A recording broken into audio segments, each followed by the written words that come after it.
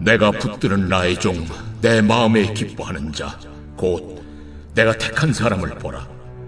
내가 나의 영을 그에게 주었은즉 그가 이방의 정의를 베풀리라. 그는 외치지 아니하며 목소리를 높이지 아니하며 그 소리를 거리에 들리게 하지 아니하며 상한 갈대를 꺾지 아니하며 꺼져가는 등불을 끄지 아니하고 진실로 정의를 시행할 것이며 그는 쇠하지 아니하며 낙담하지 아니하고 세상에 정의를 세우기에 이르리니 섬들이 그 교훈을 앙망하리라. 하늘을 창조하여 펴시고 땅과 그 소산을 내시며 땅 위의 백성에게 호흡을 주시며 땅에 행하는 자에게 영을 주시는 하나님 여호와께서 이같이 말씀하시되 나 여호와가 의로 너를 불렀은즉 내가 네 손을 잡아 너를 보호하며 너를 세워 백성의 언약과 이방의 빛이 되게 하리니 내가 눈먼 자들의 눈을 밝히며 갇힌 자를 감옥에서 이끌어내며 흑암에 앉은 자를 감방에서 나오게 하리라. 나는 여호와이니 이는 내 이름이라. 나는 내 영광을 다른 자에게 내 찬송을 우상에게 주지 아니하리라. 보라, 전에 예언한 일이 이미 이루어졌느니라. 이제 내가 새 일을 알리노라. 그 일이 시작되기 전에라도 너희에게 이르노라. 항해하는 자들과 바다 가운데의 만물과 섬들과 거기에 사는 사람들아, 여호와께 새 노래로 노래하며 땅 끝에서부터 찬송하라. 광야와 거기에 있는 성읍들과 게달 사람이 사는 마을들은 소리를 높이라. 셀라의 주민들은 노래하며 산꼭대기에서 즐거이 부르라. 여호와께 영광을 돌리며 섬들 중에서 그의 찬송을 전할지어다. 여호와께서 용사같이 나가시며 전사같이 분발하여 외쳐 크게 부르시며 그 대적을 크게 치시리로다. 내가 오랫동안 조용하며 잠잠하고 참았으나 내가 해산하는 여인같이 부르짖으리니 숨이 차서 심히 헐떡일 것이라. 내가 산들과 언덕들을 황폐하게 하며 그 모든 초목들을 마르게 하며 강들이 섬이 되게 하며 못들을 마르게 할 것이며 내가 맹인들을 그들이 알지 못하는 길로 이끌며 그들이 알지 못하는 지름길로 인도하며 암흑이 그 앞에서 광명이 되게 하며 구분대를 곧게 할 것이라. 내가 이 일을 행하여 그들을 버리지 아니하리니 조각한 우상을 의지하며 부어 만든 우상을 향하여 너희는 우리의 신이라 하는 자는 물리침을 받아 크게 수치를 당하리라. 너희 못 듣는 자들아 들으라. 너희 맹인들아 밝히 보라. 맹인이 누구냐? 내 종이 아니냐? 누가 내가 보내는 내 사자같이 못 듣는 자겠느냐? 누가 내게 충성된 자같이 맹인이겠느냐?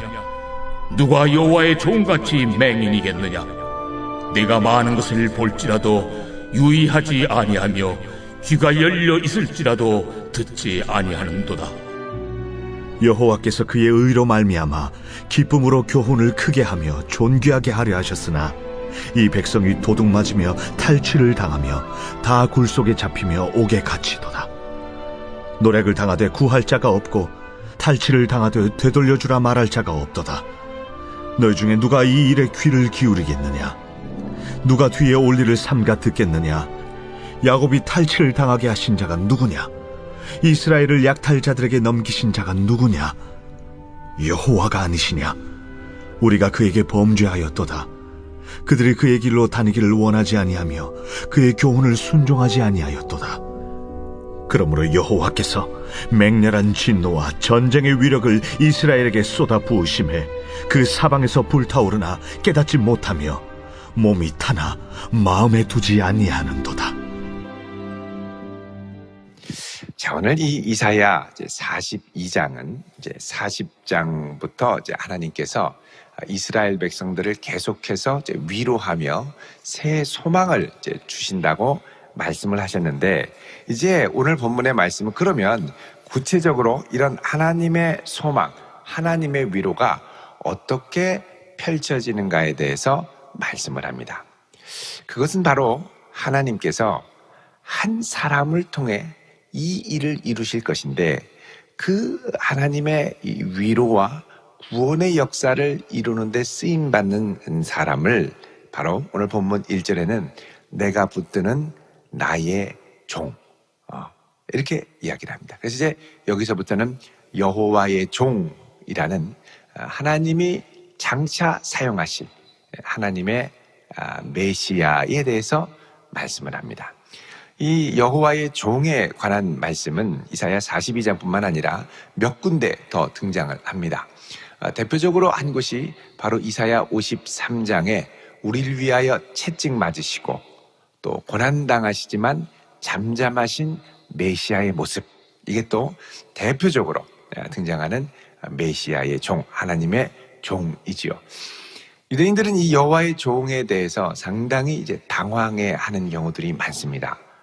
왜냐하면 보통 메시아, 하나님의 종이라고 하면 능력이 있고 힘이 있고 권능이 있어서 이 세상을 구원으로 인도하는 데 비해서 여호와의 종은 세상에 알고 있는 통치자와 강력한 왕과는 다른 모습의 왕, 통치자이기 때문에 그렇습니다. 특별히 그가 채찍에 맞음으로 우리가 나음을 입고, 그죠? 그가 상함으로 우리가 새롭게 되는 역사를 경험하는 것은 당시의 상황으로는 도저히 이해할 수 없는 그런 고난받는 종이었습니다. 자, 그럼 이제 여호와의 종에 대해서 하나님의 구원과 위로의 역사를 일으키시고 그 일을 위해 부름받은 여호와의 종에 대한 예언의 말씀을 우리가 먼저 보도록 하겠습니다. 먼저 보면 내가 붙드는 나의 종, 그리고 내 마음에 기뻐하는 자라고 그러죠.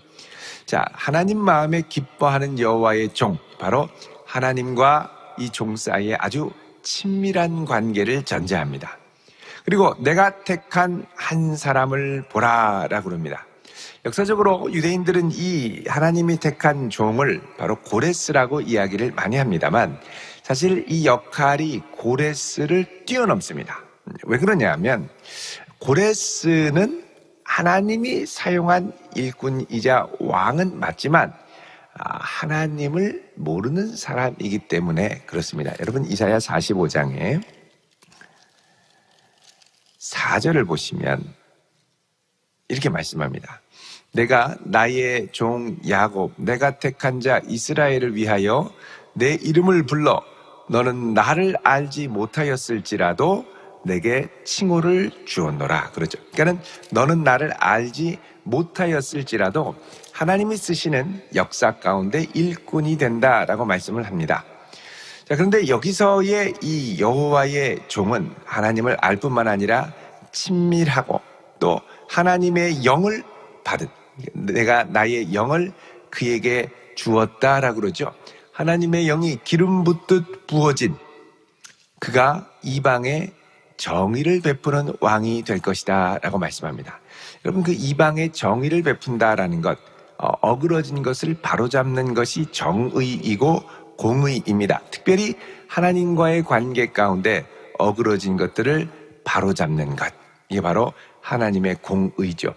그래서 하나님과의 어그러진 관계가 바로잡혀지면 어떤 일이 일어나느냐, 이스라엘이 여호와께 돌아오게 되고 열방이 주께 돌아오게 되는 역사가 일어나게 됩니다. 그게 바로 여호와께서 이루어 가실 공의라는 거죠. 그래서 열방이 주 앞에 돌아오는 역사를 베푸는.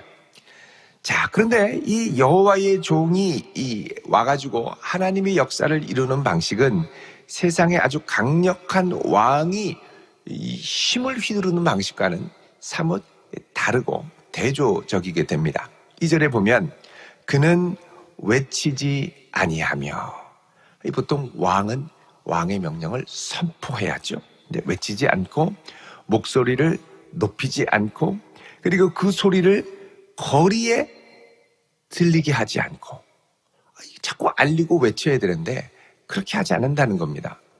그리고 3절에 보면 상한 갈대를 꺾지 아니하며 꺼져가는 등불을 끄지 아니하고.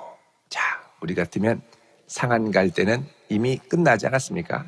확 뜯어버려야죠. 네. 상했는데 더 둬서 무슨 소망이 있겠습니까? 다 꺾어버리고. 또 꺼져가는 등불 훅 하고 꺼야죠. 네. 기름도 얼마 남지 않고 하면 자꾸 끄름만 오르고 안 좋으니까 확 꺼버립니다. 그런데 이 여호와의 종은 이 상한 갈대를 꺾지 않고 도리어 회복시켜 주시고 또 꺼져가는 등불에 기름을 공급해 주시고 그러면서 진실로 하나님의 공의를 시행할 것이다 라고 합니다.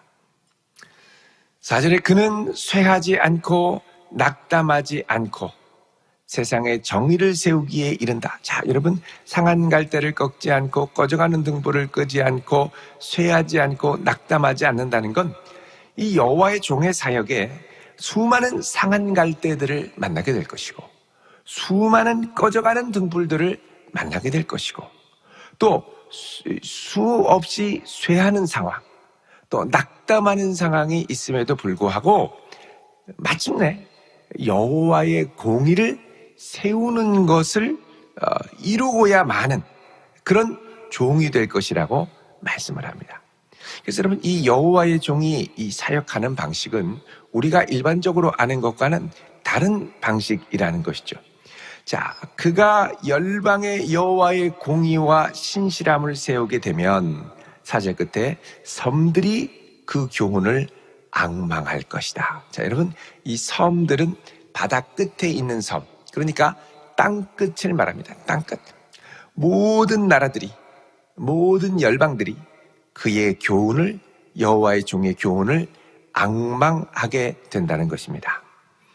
자, 그러면서 하나님께서 이제 이 여호와의 종에게 이렇게 말씀을 하시죠. 6절에 보면 나 여호와가 의로 너를 불렀은즉 내가 내 손을 잡아 너를 보호하며 너를 세워 그 다음에 백성의 언약과 이방의 빛이 되게 할 것이다. 자, 백성의 언약의 빛. 자, 지금 이스라엘 백성들에게는 언약이 끊어져서 바벨론의 포로 상태로 와 있죠. 이들은 이미 절망하고 낙담했습니다. 하나님의 언약에서 우리는 끊어진 백성이다. 근데 하나님께서는 이 백성들의 언약을 여전히 기억하시고 이들을 새로운 하나님의 이스라엘 백성으로 부르실 뿐만 아니라 모든 나라와 열방들도 하나님의 새 이스라엘로 부르시며 빛으로 나오게 하는 그런 역사를 이루겠다고 말씀을 하십니다. 그러면서 7절에 내가 눈먼 자들의 눈을 밝히며, 자, 여호와의 종이 하는 중요한 역할은 소경의 눈을 뜨게 하고 그 다음에 갇힌 자를 감옥에서 끌어나오게 하고 또 흑암에 앉은 자를 감방에서 나오게 하리라. 자, 여러분 이 사명은 예수님께서 처음 사역을 시작하실 때 이사야 60장에도 나옵니다만 주의 성령이 내게 임하셨으니 이는 내게 기름을 부으사 가난한 자에게 또 포로된 자에게 흑암에 있는 자에게 빛을 주시는 그 사명을 예수님이 그대로 선포하시죠. 자, 8절에 말씀합니다. 나는 여호와이니 이는 내 이름이라. 나는 내 영광을 다른 자에게 내 찬송을 우상에게 주지 아니하리라. 자, 이렇게 해서 하나님의 백성을 새롭게 갱신하시면서 하나님이 아주 의미 있는 말씀을 하시는데 나는 여호와이니 내 이름이라. 나는 내 영광을 다른 자에게 내 찬송을 우상에게 주지 않겠다라고 말씀합니다. 여러분, 요 말씀을 하나님께서 언제 하셨냐면 이스라엘 백성들이 금송아지를 만들고 하나님의 언약을 깨뜨렸을 때 하나님께서 이스라엘을 막 멸하려고 할 때 모세가 하나님 그러시면 안 됩니다. 이 백성을 긍휼히 여겨주시고 다시 한번 붙들어 주십시오. 그래서 다시 가서 이제 하나님의 십계명을 받고 이제 언약을 새롭게 갱신할 때 하나님께서 하셨던 말씀이죠. 여러분 출애굽기 34장 6절을 잠깐 보겠습니다. 출애굽기 34장 6절에 자, 하나님께서 다시 금송아지 사건 이후에 하나님께서 이제 모세에게 또 나타나셔서 이야기를 하시죠. 6절에 보면 여호와께서 그의 앞으로 지나가시며 선포하시되 여호와라 여호와라 자비롭고 은혜롭고 노하기를 더디하고 인자와 진실이 많은 하나님이로다. 자, 이 하나님이 다시 이스라엘 백성과의 언약을 갱신할 때 이렇게 말씀하셨다는 겁니다. 자, 그래서 이제 8절의 말씀은 오늘 다시 본문으로 와서 하나님이 이스라엘 백성들이 이제 포로 상태로 오고 하나님과의 언약이 끊어졌다가 다시 그 언약을 갱신할 때 주시는 말씀이라는 겁니다. 그러면서 9절에 보라 전에 예언한 일이 이미 이루어졌느니라. 이제 내가 새 일을 알리노라. 자, 전에 예언한 일은 이스라엘 백성들이 포로에 들어가는 거죠. 그런데 내가 새 일을 알리노라. 하나님이 회복시키실 것이죠. 그리고 그 일이 시작되기도 전에 너희에게 내가 택한 한 종에 대해서 말씀을 한다고 이야기하십니다. 자, 그러면서 이제 10절부터는 하나님께서 이제 이루시는 여호와의 종을 통해서 이루시는 놀라운 역사의 열방을 참여시키시죠. 10절에 항해하는 자들아, 바다 가운데 만물과 섬들과 거기 사는 사람들아, 그러니까 땅 끝에 있는 모든 사람들을 부르시는 거죠. 너희들 여호와께 새 노래로 노래하고 땅 끝에서부터 찬송하라. 열방들을 하나님의 구원 역사에 초대합니다. 11절에 광야와 거기에 있는 성읍들과, 자, 이 광야는 이제 약속의 땅 아래쪽에 있는 또 동쪽에 있는 이 광야, 황량한 그 땅에 있는 사람들. 특별히 여기는 이제 이 에돔 족속들, 이스마엘의 후손들에 대해서 이야기를 합니다. 11절에 보면 광야와 거기 있는 성읍들과 게달 사람들이 사는 마을들은 소리를 높이라 그러죠. 여러분, 이 게달은 이스마엘의 둘째 아들 이름이 게달입니다. 나중에 이제 아라비아 사막과 광야에 주로 많이 살았죠. 또 여기 셀라의 주민들이 나옵니다. 11절 중반에 셀라의 주민들은 노래하며 산 꼭대기에서 즐거이 부르라. 여러분, 여기 이 셀라는 그 이스라엘 이 동쪽으로 남쪽으로 내려가면, 동남쪽으로 내려가면 거기 에돔의 옛 성읍인 페트라가 있죠. 페트라. 우리 지난번에 성지순례 갔을 때 페트라를 가봤습니다만 대단한 도시입니다. 거기가. 자, 이 지역에서 있는 주민들은 노래하라라고 그러죠. 여러분, 여기 이 게달과 셀라는 하나님께서 이제 그 이사야 이제 34장에 보면 멸망할 것을 예언했던 나라들입니다. 왜냐하면 이들은 이제 그들의 형제 나라인 이스라엘, 이 유다가 망할 때 바벨론의 앞잡이 노릇을 해서 멸망을 촉진시켰거든요. 너희들 하나님의 진노를 맞을 거다. 그래서 이들이 하나님의 진노 가운데 완전히 무너졌었는데, 이제 하나님께서 만물을 회복시키실 때 멸망을 선포했던 이 나라들도 다시 회복되어 주 앞에 돌아오는, 다른 말로 하면 원수도 친구도 모두 주 안에서 함께 되는 하나님의 새 언약 백성으로 부름받을 것을 이야기하십니다. 자, 14절부터는 하나님의 마음을 이야기하십니다. 그동안 이스라엘이 고난당하고 어려울 때 하나님은 멀리서 팔짱 끼고 이 녀석들 좀 고통 좀 당해봐라 이러실 것 같은데, 그런 이스라엘이 고난받는 기간 동안 하나님도 그에 못지않게 많은 고통과 괴로움 가운데 있었다고 말씀을 하죠. 14절에 보시면 내가 오랫동안 조용하며 잠잠하고 참았으나 내가 해산하는 여인같이 부르짖으리니. 자, 하나님이 오랫동안 가만히 계셨는데 부르짖겠다는 겁니다. 너무 고통스러워서. 해산하는 여인의 부르짖음은 고통의 부르짖음이죠. 숨이 차서 심히 헐떡거릴 것이다. 하나님께서 너무너무 힘들어 하셨던 겁니다. 내가 산들을 그리고 언덕들을 황폐하게 하고 모든 초목들을 마르게 하고 물을 마르게 하고, 그리고 맹인들을 그들이 알지 못하는 길로 이끌며 그들이 알지 못하는 지름길로 인도하고 암흑이 그 앞에서 광명이 되게 하고 구분대를 곱게 할 것이라. 자, 여태까지 이 이스라엘 백성들은 어땠느냐? 그 상태가 맹인들, 소경들이었다는 겁니다. 그래서 이들이 어디로 가는지도 모르는데 이제 하나님께서 이들을 새롭게 하실 것이고 구분기를 곧게 하실 것이고 이들을 버리지 않을 것이고, 그리고 여전히 그때까지 17절에 조각한 우상을 의지하며 바벨론의 우상들을 의지하는 사람들이 있다면 그들은 크게 수치를 당하게 할 것이고 이제 본격적으로 회복시키겠다고 말씀하십니다. 자, 이거 보면 하나님이 침묵하는 것 같고 징계할 때 하나님의 고통이 함께 있다는 걸 알 수 있죠.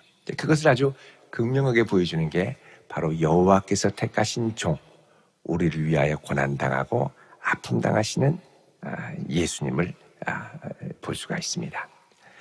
자, 그런데 하나님께서 이런 회복의 역사를 여호와의 종을 통해서 일으키실 때 가장 걸림돌이 되는 것이 있습니다. 그 누구냐면 이스라엘 자신입니다. 조금 전에 언급했듯이 이들은 하나님의 구원 역사가 펼쳐질 때 아멘 하고 나가야 되는데 여전히 보지 못하는 소경이고 듣지 못하는 귀머거리라는 것이죠. 18절에 너희 못 듣는 자들아 들으라. 너희 맹인들아 밝히 보라. 맹인이 누구냐? 내 종이 아니냐? 누가 내가 보내는 내 사자같이 못 듣는 자겠느냐? 누가 내게 충성된 자같이 맹인이겠느냐? 누가 여호와의 종같이 맹인이겠느냐? 자, 여기서 여호와의 종은 앞에서 말하는 여호와의 종이 아니라 이스라엘, 내 종이라고 하셨던 이스라엘을 말하는 겁니다. 자, 이들이 하나님의 종이 와가지고 선포하고 말해도 보기는 보아도 보지 못하고 듣기는 들어도 듣지 못하는 상태라는 것이죠. 그래서 여러분, 예수님께서 나중에 사역을 오셨을 때 바리새인과 서기관들이 예수님의 말씀을 불신앙으로 거부할 때 뭐라 그러냐? 너희들은 보기는 보아도 보지 못하고 듣기는 들어도 듣지 못하는 자니라. 여러분, 보기는 보아도 보지 못하고 듣기는 들어도 듣지 못하는 건 뭐의 특징이냐면 돌과 나무로 만든 우상들의 특징입니다. 우상을 숭배하다 보니 우상의 소리에만 귀를 기울이려고 하는데 우상이 말을 못하죠. 그러니까 나는 내가 숭배하는 존재를 닮아가게 되어 있습니다. 내가 예수님을 많이 사랑하면 나도 모르게 예수님의 모습이 하나 둘씩 내 안에 형성되고요. 내가 우상을 사랑하면 나도 모르게 우상의 모습들이 하나 둘씩 담게 되어 있습니다. 심지어 어떤 분들은 고양이를 너무 좋아하는 사람은 하는 짓이 고양이 같대요. 닮아가는 거죠. 내가 좋아하는 것들을 닮아가게 되어 있습니다. 사람은. 그래서 왜 맹인이고 왜 소경이냐? 우상에 빠져 있으면 그 우상을 닮기 때문입니다. 그래서 20절에 내가 많은 것을 볼지라도 유의하지 아니하며 귀가 열려 있을지라도 듣지 아니하는도다. 그러니까 보기는 보아도 보지 못하고 듣기는 들어도 듣지 못하게 되는 것이죠. 결국 이스라엘 백성들이 하나님의 구원 역사가 일어날 때 온전히 반응하지 못하는 것이 또 다른 문제가 될 것이라는 겁니다. 자, 그래서 하나님께서는 이것을 안타깝게 여기시면서 말씀을 하시고 21절에 여호와께서 그의 의로 말미암아 기쁨으로 교훈을 크게 하며 존귀하게 하려고 하셨지만 이 백성들은 듣지 않고 거부하다 보니 도둑 맞고 탈취당하고 다굴에 잡히고 옥에 갇히고 노략을 당하되 이것을 도와달라고 할 자가 없다라는 겁니다. 23절에 하나님이 물어보십니다. 너희 중에 누가 이 일에 귀를 기울이겠느냐? 누가 뒤에 올 일을 삼가 듣겠느냐? 여호와의 말씀을 들어야 된다는 겁니다. 25절에 그러므로 여호와께서 맹렬한 진노와 전쟁의 위력을 이스라엘에게 쏟아 부으심에 그 사방에서 불타오르나 깨닫지 못하며 몸이 타나 마음에 두지 아니하는도다. 자, 이미 바벨론의 침공으로 멸망당하고 불타오르고 포로로 잡혀왔지만 이들의 상태가 여전히 보지 못하고 듣지 못하는 안타까운 상황이라고 말씀을 합니다. 여러분, 그래서 우리에게 늘 하나님의 음성을 듣는 귀를 열어둘 필요가 있는데 하나님 은혜로 가능합니다. 겸손하게 주님, 제게 마땅히 보아야 할 것을 보게 하시고 듣게 할 것을 듣게 하옵소서. 그리고 주의 종이 여호와의 종 장차 오실 메시아가 우리에게 오실 때 기쁨으로 그의 역사를 보며 순종하며 동행하는 자가 되게 하옵소서. 이런 성도로 이 한날도 힘있게 살아가는 복된 성도 되시기를 주의 이름으로 축원드립니다. 기도하겠습니다. 거룩하신 하나님, 오늘 이 아침 우리의 아둔한 귀를 열어주시고 우리의 어두운 눈을 열어주사 주께서 우리를 위하여 큰 일을 행하실 때 눈을 열어 보게 하시고 기쁨으로 순종하는 하나님의 자녀 되게 하옵소서. 이 한날도 주께 맡기오며 예수 그리스도의 이름으로 기도하옵나이다. 아멘.